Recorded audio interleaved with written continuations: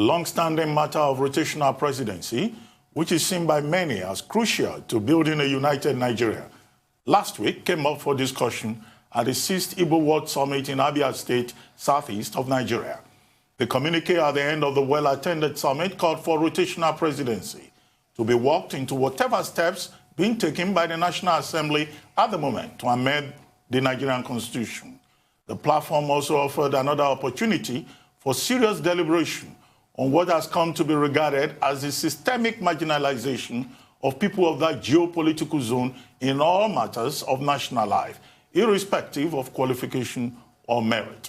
The discussions around rotational presidency also seems to tie in with the latest wave of agitations for a restructuring of the Nigerian Federation, for the integrating sections to wield more power over issues like the police and other security agencies. This, according to those who are pushing for it, will go a long way in finding a lasting solution to the worsening state of insecurity in the land. Joining us now to have a discussion around this is Professor Pat Utomi, a professor of political economy and a management expert, a fellow of the Institute of Management Consultants of Nigeria, and a former presidential candidate. Professor Utomi is the founder of the Center for Values in Leadership and presidential candidate in the last elections of the African Democratic Congress. No, he was governorship candidate in 2019, but previously he was presidential candidate. Welcome to the program, Professor Utomi. Thank you for joining us. It's a pleasure. I'm glad to be able to join you. Thank you, Prof. Well, I mean, the issue of a rotational presidency zoning is back again on the table, thrown up afresh at the Igbo summit over the last weekend. And the issue now is that, look, this should become a constitutional matter. It should not be left to a gentleman's agreement format, the type that we have in the People's Democratic Party. Rather, it should be constitutional. Would that solve the problem of alleged marginalization of Igbos in terms of access to the biggest, highest position in Nigerian politics? I think we're putting the cart way before, ahead of the horse. Nigeria has fundamental problems, and rotating the presidency can become equal to rotating mediocrity if we don't deal with the fundamental issues. Look, Ruben, have you not watched how governments have been progressively worse in Nigeria?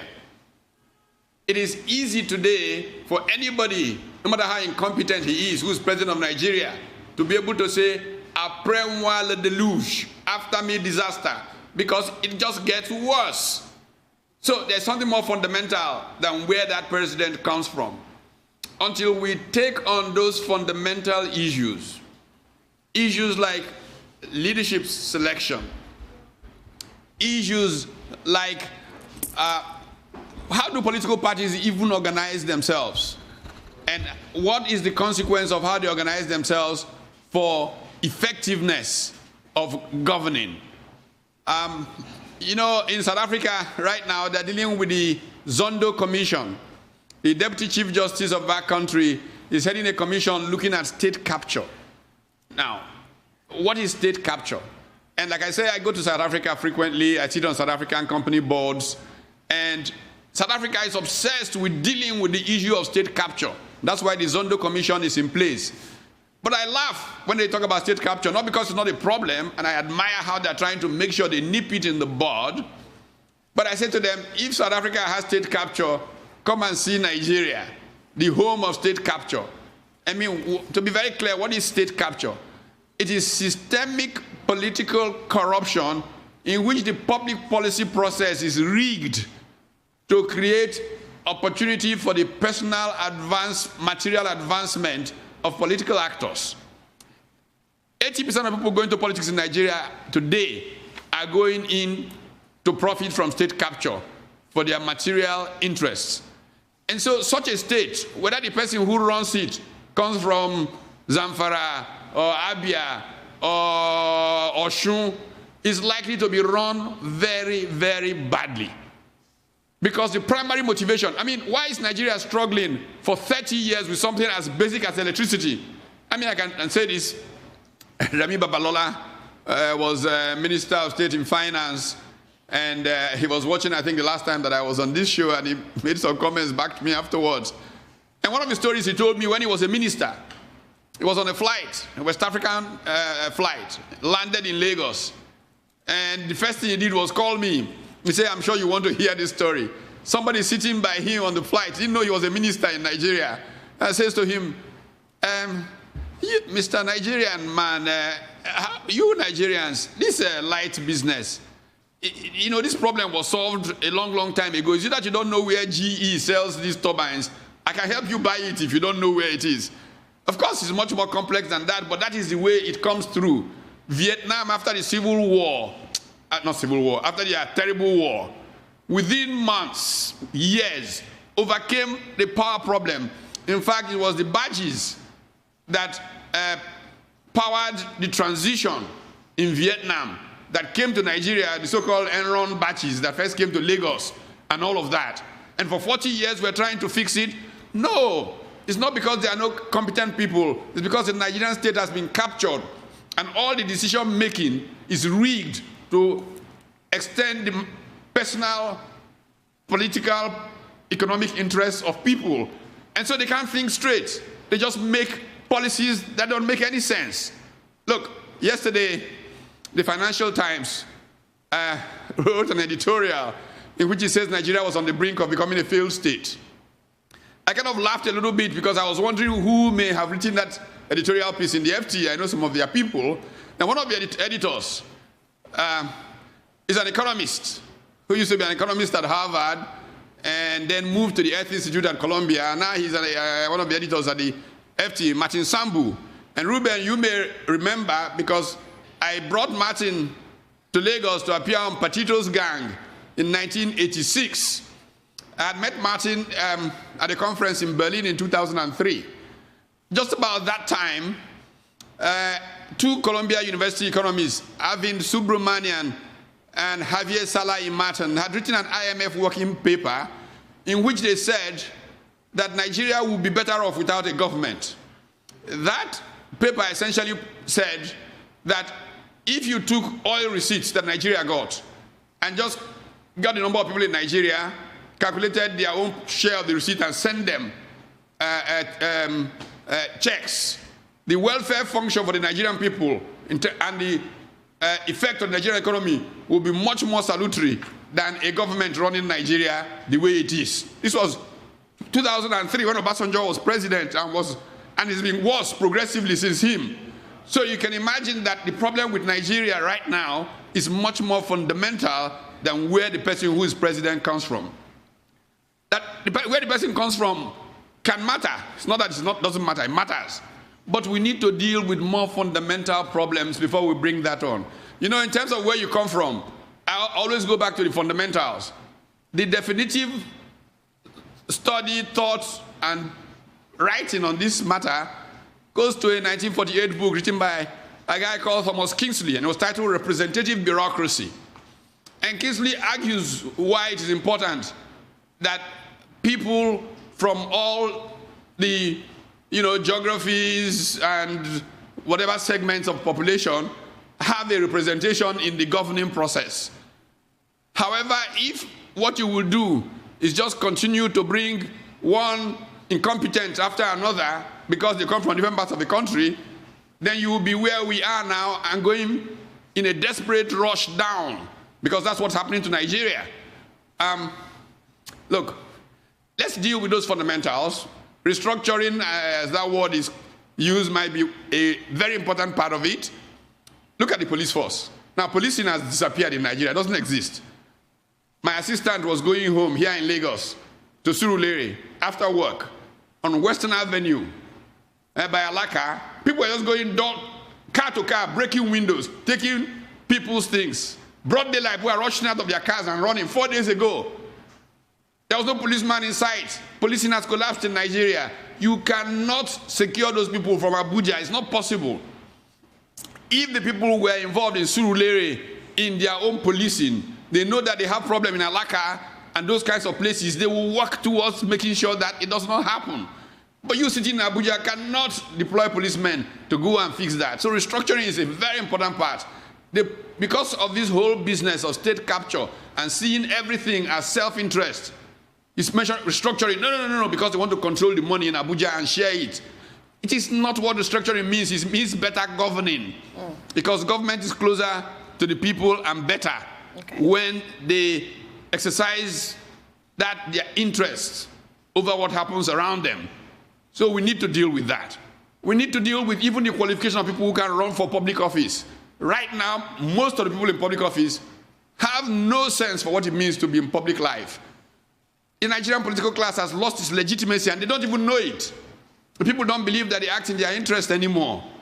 If they were smart people, if they knew what they were doing, if they were not inoculated by this whole state capture mentality, they would be making statements saying, we cut our salaries by 80%, we do this, we do that, just at least to rebuild legitimacy. But it doesn't occur to them because that's not why they were there in the first place. So the things to take care of includes the character of political parties, includes leadership recruitment. What kinds of people do you allow to get into the process? A process that will make sure that it's people who are there to seek immortality because of service to the people, not people who are there because they want to ride a Prado or whatever cars they get, or because they want sirens to go out ahead of them. These are fundamental issues which if we don't treat, Nigeria can only keep going down, down, down, and further down. And now, I just say a thing or two about how people think these things won't happen until they happen. I think I probably told a story here before about Pastor Wale Adefara Singh's 60th birthday many years ago. The two speakers were Yemi Osinbajo, professor, now vice president of the country, and myself. I think maybe Dr. Kolade was there, I don't remember exactly. But both Osinbajo and myself told very similar stories of where a country can end up if it runs the way Nigeria is run. He told a story from Somalia. I told one from Liberia. His own story was about being part of a commission, a UN initiative to deal with a failing state or a failed state called Somalia. How can they build new laws, constitution, and all of that? So he went out there. And there was a gaunt guy carrying a bowl looking for rice or something in a refugee camp, you know, the ultimate wretched of the earth. And it was pointed to him that the guy, I don't remember the exact, was Chief Justice of the country or something like that. Now, I had told, and in fact, I remember saying, my goodness, the Spirit of the Lord is surely one. Because the story that I told was about Liberia. A classmate of mine, a Liberian, returned to Liberia, was serving as Liberia's ambassador to Nigeria at the time of the Liberian Civil War, around 1991-92, Sirenius 4. And Sai used to come to my house. I live not too far from the Liberian embassy there in Victoria Island at the time, and we would sit and just lament. And Sai said to me, you know, you Nigerians are pouring Nigerian blood like water on the streets of Liberia to save us from ourselves, and we are very grateful. Okay. You are spending Nigerian money like it's going out of print. Professor Utomi. Yes. I mean, there's a lot to talk about. And I hear all you say. It's very similar to what the former US President Barack Obama said when he said it's a failure of imagination. Politics based on tribe and ethnicity is doomed to tear a country apart. But in the spirit of fairness and equity, the diversity of Nigeria had been managed through power rotation. And those in the Southeast will say, let that equity and fairness continue. But you seem to be against that purported gentleman's agreement of power rotation. I am not against it at all. And that's why I turned to Thomas Kingsley in illustrating what representative bureaucracies were about. I am fully in support of providing opportunity for everybody to feel included. Inclusion is the mantra of the times. So we should not get away from it. It matters. But I'm saying before we begin to get to that, let's deal with the fundamentals. Otherwise, there won't even be a Nigeria to rotate who will govern. At the current rate, the way Nigeria is governed now, it won't be around in a few years. We will be in Somalia, we will be in Liberia. That's the point I'm making. So let's get a hold of a real problem and then have on top of it that fairness doctrine, that representativeness, which after a while people will ask, what are we doing with this? After people have come to a state of comfort with the way things should be. So I'm not saying rule it out. I'm just saying begin with what's more important. Okay, Prof. Everything in this world is hinged on leadership. I'm excited you talked about Somalia. When Siad Barre started his madness in Somalia and everybody looked at him, urged him on like nothing was happening, we saw how Somalia went, and we see the way it's still going today as a country, trying to find its feet back.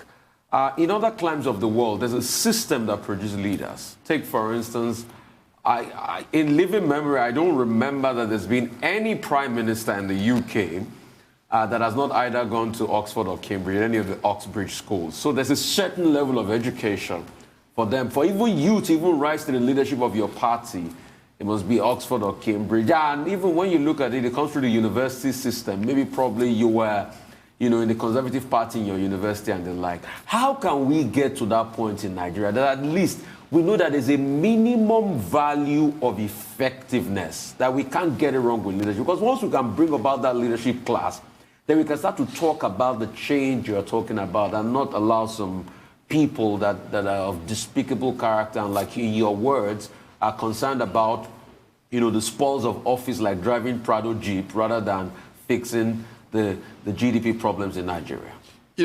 Thank you so much. You've asked a really fundamental question, and it begins with organizing political parties. I say I belong to a political party, but I say publicly, repeatedly, that there is no political party in Nigeria. We tried to organize one. State captured it. So it turned out not to be a political party.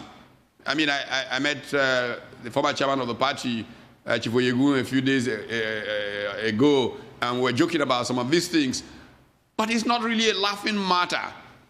You see, until a political party articulates a set of ideas about the world and says that our business is to recruit people who believe in these ideas and then form institutions that socialize those people into a complete understanding and then get them in competition with one another about who will be most remembered for advancing those ideas. Let's take the Labour Party in the UK as an example.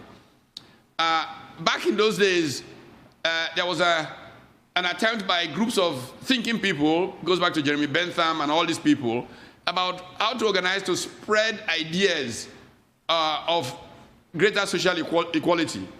In their meetings, interesting stories about whose houses, because it would have been dangerous to meet in public, what kind of places they met and all of that. Eventually, they took a war hero, a Roman war hero, Fabius Maximus, and his thesis or approach that what you do is bombard, and saturate, and then you win. And they began to plan how they could bombard society with their ideas. These ideas became, of course, the Fabian Society from Fabius. The Fabian Society ultimately created the London School of Economics as we know it today, as part of the process of building up people of ideas who can change elitist Britain. And from out of it, essentially came the Labour Party that we have today. So that is how political parties are built. In Nigeria, we concocted this funny thing in 1999, allowed soldiers and their bagmen who had looted the Nigerian treasury to be able to fund some funny arrangements around the country. And Nigerian political parties actually became anti-intellectual. The thinking in Nigerian political parties is that if you think, you are a problem. And the goal of the parties is to isolate people who think. This country cannot make any progress. We will see it in the gutter. That is the only way a country like that goes. So we must change all of that. We must change the kind of political parties we have, find parties, people of ideas, who have a vision of the country. See, as Stephen Covey will tell you about leadership, it's about knowledge, it's about a sense of service. If either is missing, you can't be a leader, you can't make progress. If you look at Nigerian political arena, knowledge is completely missing. They have no idea where the country should be going. A sense of service does not exist because state capture and the advance of self overtakes everything. And leadership is other-centered behavior. If self goes forward, this narcissism, this self-love, you can't lead. And that's what Nigeria is caught in. I mean, you look at Western region, people are still going back to what Chief Obafemi Awolowo did, talked about in the 50s, is still having effect. That's because there was knowledge, and knowledge led to a vision, and the vision carried forward. Look at the fellows of today. You can't even think of what they did today, not talk of tomorrow. So I think that our country needs to begin again. We really need to go back to fundamentals, begin again with political parties, begin again with a place of knowledge and a sense of service in the recruitment of people into political parties to make them even ready to contemplate running for office. And it should begin from universities. You know, it is the young people who come in. I mean, I've referred back to a very interesting conversation I had about 2-3 years ago with General Alani Akinrinade, who was saying to me, look, young people are complaining about 39-year-old president in France, young ones popping up in Austria, in Italy, in wherever. Yes, they have a right to complain, but where are you going to recruit the people from? That those young people who are rising to positions of authority in Europe started from as undergraduates in the student union movement. But he said, look at us. We killed our student union movements, whatever we called them in those days, nuns, because we did not want the voice of the people to rise. We killed those things. And today we are paying the price because leadership recruitment for young people. He said, look at you, referring to me. You came out of the student union movement in this country. If those who came after you can't come out of such a movement, there is no such thing anymore. And I felt very, very sad because that's the truth of what has happened. The military and then the politicians ruined a student union movement as a leadership training ground, essentially trying to turn the characters who run around it today, who are just hustlers who want to be identified with political parties. They're driving Range Rovers as undergraduates, quote unquote, 10 years as undergraduates. These are politicians who pretend to be student leaders. When we were student leaders, we were 18, 19 years old. We were interacting with ministers in this country. At the deputy vice president level, I was as a student, 19-year-old student, interacting with chief of staff, supreme headquarters in this country. I was engaged with General Yaradua. I mean, what do we have today? It is not, I think, right for our country that we not realize where the rain began to beat us and go back and try to reconstruct and rebuild. Well, Prof, I agree with you absolutely on your point about leadership recruitment, or what you call leadership selection. I think is very key, and the need for our political parties to be reorganized. State capture, yes.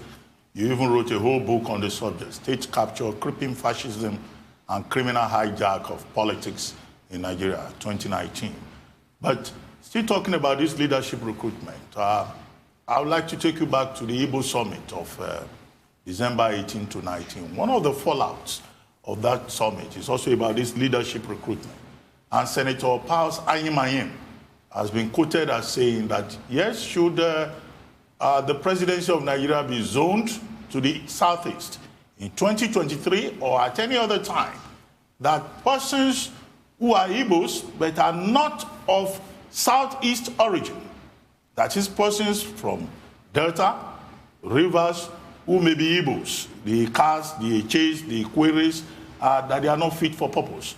Because I guess in his reckoning, he doesn't recognize them as proper Igbos.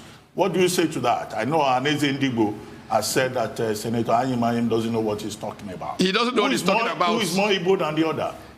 Ayim doesn't know what he's talking about. I was with him on Saturday, but clearly, if he said that, I didn't know he said that, I would have told him off on Saturday when I saw him. He does not know what he's talking about. You know, when I was at the University of Nigeria, Dr. Nnamdi Azikiwe came to give a lecture on state creation, 1974 or 75. And one of the suggestions was that a new state, the 5th Igbo state, need to be created, and that it should include Onitsha, Ogbaru, and the Anioma nation. Now, assuming that that suggestion had passed, how would Pius Anyim have categorized these states? It is not a proper Igbo state. Anyway, I think that this is not the place to discuss a thing like that. I don't think he knows what he's talking about for sure. Well, we'll soon go on a quick break, but I wanted to ask you about the citizens' movement, which you flouted months ago. The last time we spoke, and I was on the show, I was asking you about how sustainable this is. Is it still on course? Very, very much so. In the face of a number of developments in the country, some of the pacing is good, but you would have seen some of these releases, statements on things. Because of the NSAS thing, it would be disrespectful to begin to roll out some of the programs formally in public, but I can tell you for free that sometime during the course of January, there will be a retreat somewhere in our country that will bring together some of our finest minds from just across the country, the spectrum of the whole country, to think where Nigeria should be traveling, and that is part of that process of a citizens' movement to take back this country. All right. I know we're going on a quick break now, but let me just put this out there, then we'll take a quick break.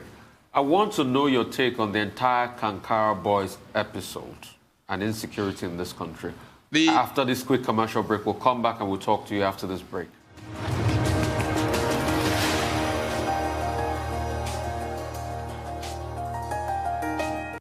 Welcome back. Still the morning show. We've got Prof Utomi here, the founder of Center for Value in Leadership at the Africa Democratic Congress. Okay. So we'll just go straight to him. Now, I asked a question earlier on his take on the episode of the Kankara Boys. There's been many sides to it. Yeah. We don't even know how many boys, because at some point, some accounts said 520. Some accounts said 10 boys were missing. From 10 boys, all of a sudden, voila, we see 344. I mean, what do you make of all the episodes? Well, if we were looking for evidence to the fact that we don't have a working government in Nigeria, that is it. I mean, if something can happen in our country and people go from 10 to 500 and something within the same governmental apparatus, something is fundamentally wrong. I think also that in that same whole sordid affair, some people said they were rescued after daring military operation. Others said, no, we just used some extraordinary negotiation tactics to get them to release some. There are like 4 or 5 versions of the magic of performance. There are some who are even cynical enough to say the whole thing was faked and staged to show that they can rescue. I don't really care which it is at this point, but it's a statement of state failure. Let's be very frank. And it is the basis of the FT editorial of yesterday. We have to be careful what we do as citizens, as governments, that everything counts. Look, our country is not growing as an economy. By the way, the same FT editorial yesterday said Nigeria's economy has stalled since 2015, which is very true. I saw it about to stall. I said so at an event in Ibadan, at the launch of the Ibadan School of Government. Once 2015 began with dirigist kind of resonating statements made outside of the country by the president of the country, I knew that we were going to have very difficult economic times. It's not so difficult to replicate Venezuela, and we're such a classic, too. And I just read in those statements, my goodness, we're not careful, we're going to be Venezuela. Sadly, that seems to have come our way. So we need to be very careful how we act. The world is watching. Investment flows into Nigeria have been waning because of these perceptions. We cannot afford to do things like that. When in doubt, shut up. If you are organizing, let there be one central source from which government, individuals can hold opinions, government's voice can come, and it should come with informed input. And this is what that whole episode brings out. We really need to organize government differently in our country. Even when there is a federal and a state side to things, surely coordination is possible to ensure that we don't leave the impression to the world that we're sort of unserious people. Because to be very frank with you, that's how the world generally sees governing in Nigeria, as sort of unserious. And we shouldn't let that happen. We have a duty to these young people who we should be preparing to hand this state to. Again, that FT interview made the point about the youth of Nigeria, the young people who organize the NSAS protests. They are ready. I'd like to see this country move to them. I'd like to see the last part of my own struggles as helping get them ready to run this country, because those who have run it with a huge deficit. You know, they've consumed their bit, consumed their parents' bit, consumed a significant part of their children's, and even trying to consume their grandchildren's future. And we must not let that happen. So I think that bringing seriousness into government matters. If we could just hold your thoughts, we have breaking news. It's already on the screen there that ASU has called off his 10-month-old strike. The Academic Staff Union of Nigerian Universities, ASU, has called off his 10-month-old strike, and students are now expected to return to the classrooms. Sorry, Prof, to interrupt. No, it's a very important interjection, because that's part of state failure.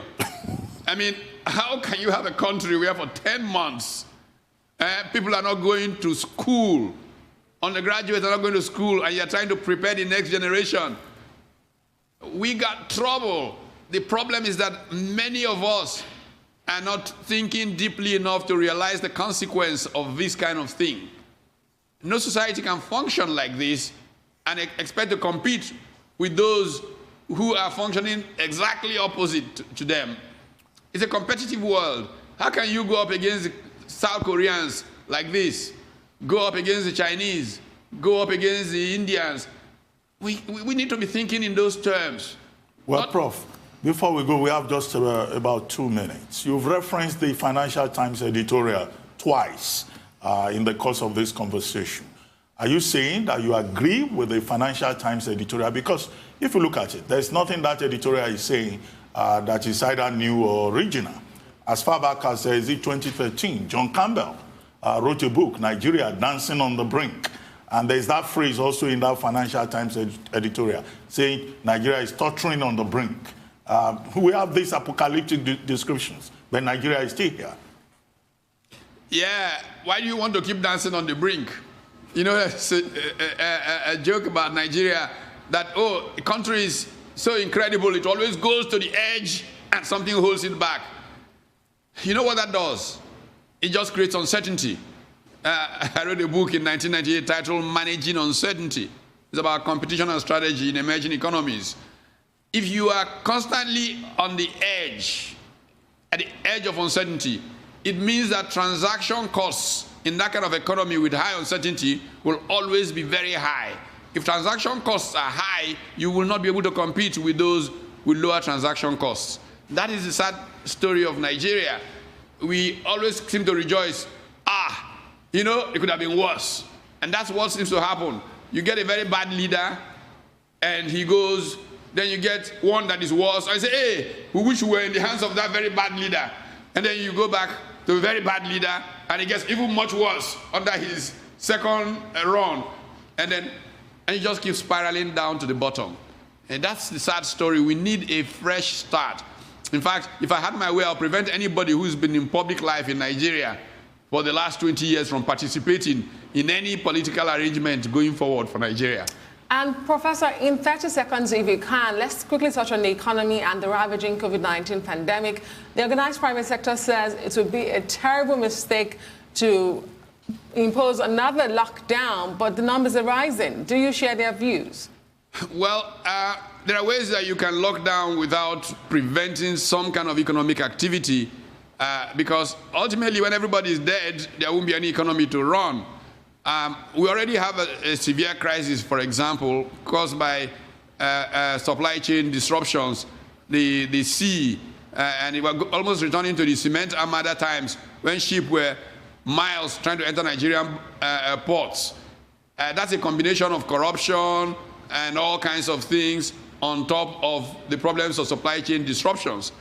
And we need to be able to isolate certain activity and manage them in a more careful way, but we should not just leave all things open, because, you know, we need economic activity. Then in the end we are dead and there's no need for economic activity. Well, thank you very much, Professor Pat Utomi, for joining us on the morning show today. Thank you very much indeed.